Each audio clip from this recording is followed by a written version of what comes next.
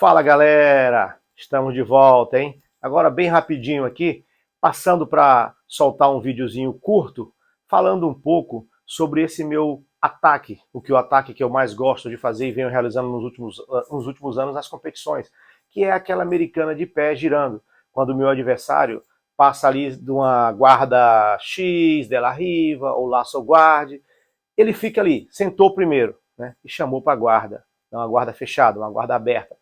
E aí eu uso algumas armadilhas para que ele acredite que eu vou tentar passar a guarda e eu acabo indo nesse ataque. E esse ataque tem me rendido muitas conquistas nos últimos anos.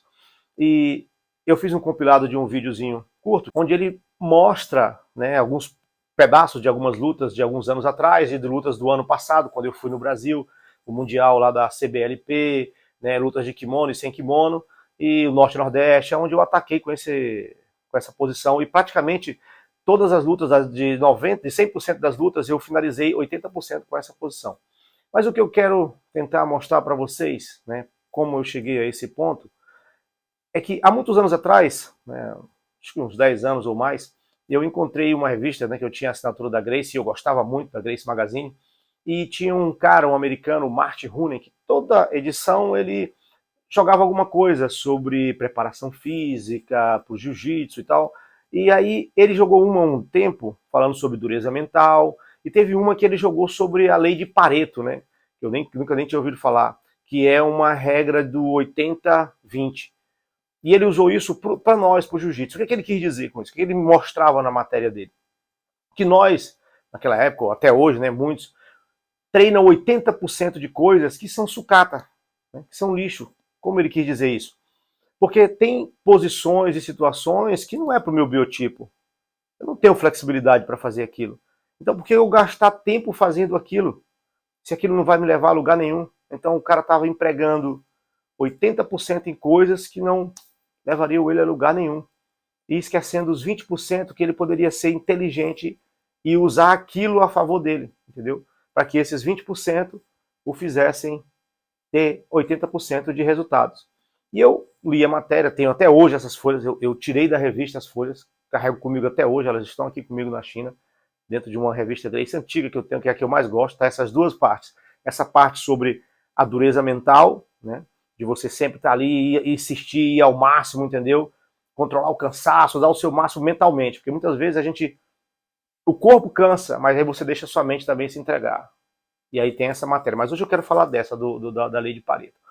E aí eu peguei isso para minha vida e comecei a dar uma olhada do que eu fazia e o que eu precisava melhorar. Então eu fui trabalhando em cada parte, né? Tirando muita coisa que eu fazia de cada situação. Ah, da guarda fechada, isso aqui não serve para mim, isso serve. Vou trabalhar nisso. Foi onde eu melhorei os estrangulamentos, também tenho estrangulamentos bons. E aí eu vi esse ataque e eu comecei a colocar aquilo no jogo.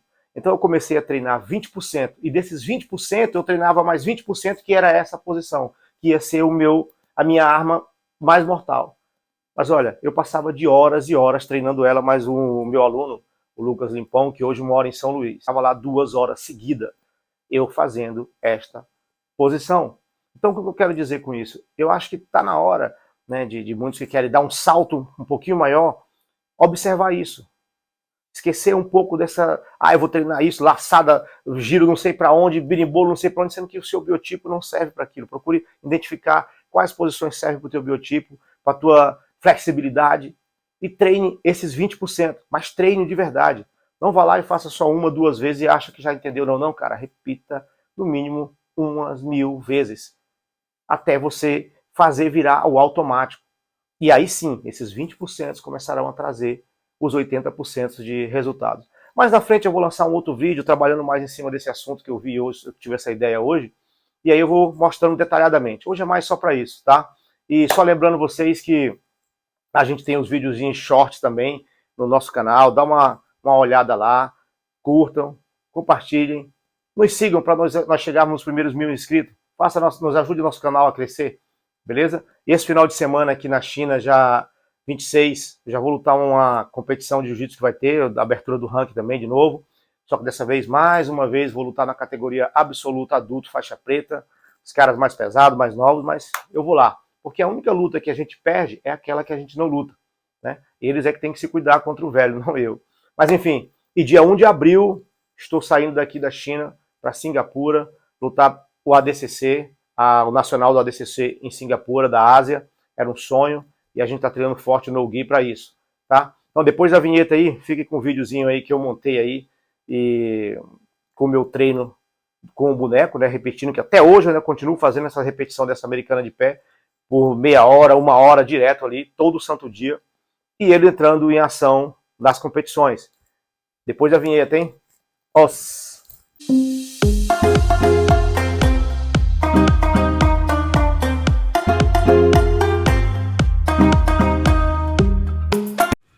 Não tema o homem que treina 1000 posições uma única vez, mas tema o homem que treina uma única posição 1000 vezes. Seja água, meu amigo.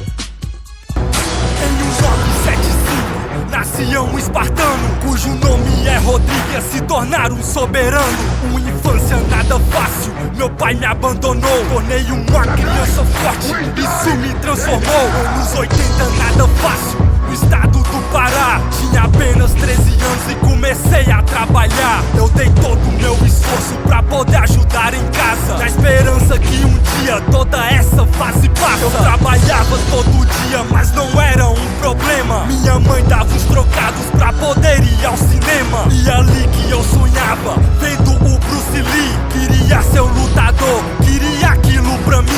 E o tempo foi passando, fui morar no Maranhão. Me sentia isolado, me sentia pelo chão. Assisti videocassete, conheci o Jiu-Jitsu, conheci o Rony.